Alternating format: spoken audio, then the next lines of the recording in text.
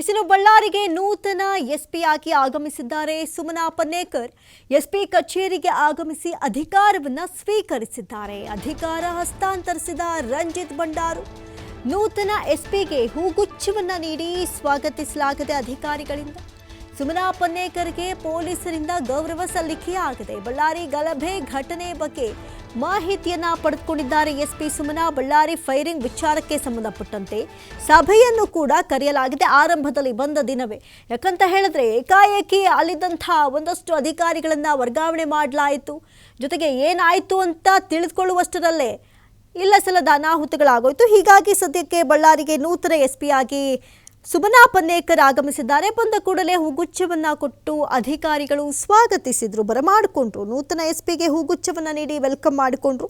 ಬಳ್ಳಾರಿ ಗಲಭೆ ಘಟನೆ ಬಗ್ಗೆ ಇಂಚಿಂಚು ಮಾಹಿತಿಯನ್ನ ಪಡೆದುಕೊಂಡ್ರು. ಈ ಸಂದರ್ಭದಲ್ಲಿ ಆ ಬಳಿಕ ಘಟನಾ ಸ್ಥಳಕ್ಕೆ ಭೇಟಿಯನ್ನ ಕೂಡ ಕೊಟ್ಟು ಪರಿಶೀಲನೆಯನ್ನ ನಡೆಸ್ತಾ ಇದ್ದಾರೆ. ಎಸ್ಪಿ ಕಚೇರಿಗೆ ಆಗಮಿಸಿ ಅಧಿಕಾರವನ್ನ ಸ್ವೀಕಾರ ಮಾಡಿಕೊಂಡಿದ್ದಾರೆ.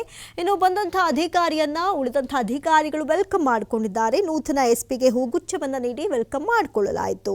ಒಂದು ಕಡೆ ಬಳ್ಳಾರಿಗೆ ನೂತನ ಎಸ್ಪಿ ಆದ ಸುಮನಾ ಪನ್ನೇಕರ್ ಆಗಮಿಸಿದ್ದಾರೆ. ಇನ್ನು ಈ ಸಂದರ್ಭದಲ್ಲಿ ಏನೆಲ್ಲ ಮೀಟಿಂಗ್ ಅನ್ನ ಈಗ ಮಾಡ್ತಾರೆ, ಮೀಟಿಂಗ್ ಆದಂತಹ ಸಂದರ್ಭದಲ್ಲಿ ಏನೆಲ್ಲ ಬದಲಾವಣೆಗಳು ಅಥವಾ ಇಂಚಿಂಚು ಮಾಹಿತಿಯನ್ನ ಪಡೆದುಕೊಂಡು ಮುಂದೆ ಏನೆಲ್ಲ ನಿರ್ಣಯಗಳನ್ನ ಕೈಗೊಳ್ತಾರೆ ಅನ್ನೋದು ಕೂಡ ಸದ್ಯಕ್ಕೆ ಇರುವಂತಹ ಪ್ರಶ್ನೆ. ಸದ್ಯಕ್ಕೆ ಎಸ್ಪಿ ಕಚೇರಿಗೆ ಆಗಮಿಸಿ ಅಧಿಕಾರವನ್ನ ಸ್ವೀಕಾರ ಮಾಡಿದ್ದಾರೆ.